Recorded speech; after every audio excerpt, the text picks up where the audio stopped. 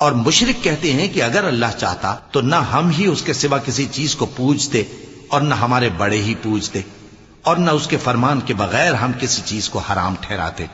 ऐ पैगंबर, इसी तरह इनसे अगले लोगों ने किया था, तो पैगंबरों के जिम्मे अल्लाह के अहकाम को खोल कर सुना देने के सिवा और कुछ नहीं।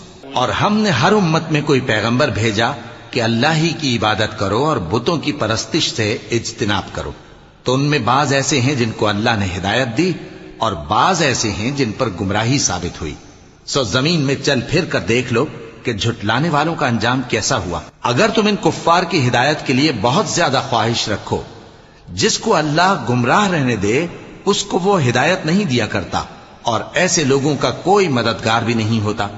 और ये अल्लाह की सख्त सख्त कस्में खाते हैं कि जो मर जाता है अल्लाह उसे जिंदा करके नहीं उठाएगा। क्यों नहीं?